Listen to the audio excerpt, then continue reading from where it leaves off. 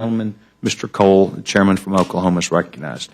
Thank you, Mr. Chairman. I want to thank both of you gentlemen for being here, and I particularly want to thank the gentleman from Nevada for this bill. A number of years ago, I sat on the Natural Resources Committee, and one of my great frustrations was exactly what you're trying to get at in this legislation. That is the fact that we had abundant mineral resources, had the ability to mine them, probably do it more safely than anybody else in the world, better regulatory environment.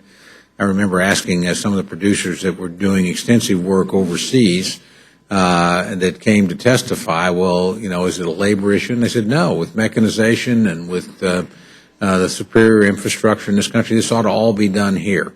But the regulatory framework that they're operating under is extraordinarily difficult, and so we're just driving our own producers offshore, and as you suggest, putting ourselves at a tremendous disadvantage vis-a-vis our competitors. So I appreciate very much what you're trying to do here, and look forward to having the opportunity to vote on it. I can't, so I don't have a lot of questions. You explained them pretty well at Mr. Reed's expense at WHIP meeting yesterday, so not much need to go into that. But I do want to associate myself with my friend, the chairman's remarks on sequestration. It is an issue, and I agree with my friend from Massachusetts. It's a serious issue.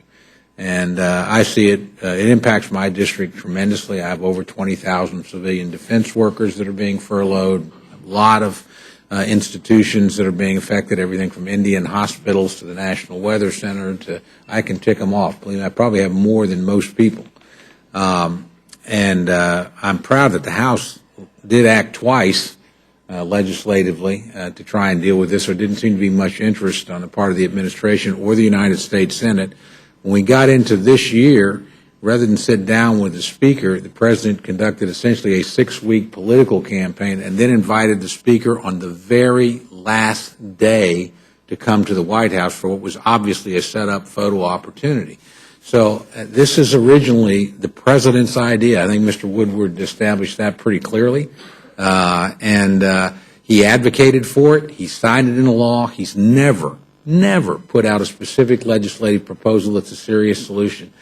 I think we've offered multiple times to sit down and renegotiate where the cuts come from. We all know we're taking too much out of discretionary spending and leaving largely untouched the entitlement side of the ledger. That was an issue that we discussed here in this committee recently, and it's creating tremendous problems in the appropriation process.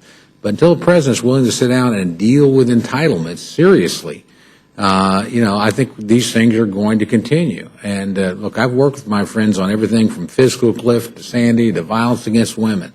I know when somebody's working with me in good faith and when they're not. And I don't think the administration has worked with us in good faith. I think they simply thought we would get to the end of the day and collapse. And that wasn't ever going to happen. You know, it's just a misunderstanding. And perhaps the two sides misunderstood one another here. But once those cuts were written into law, they were going to occur. Now, where they were going to occur, I think, was always negotiable. But that they were going to occur was not.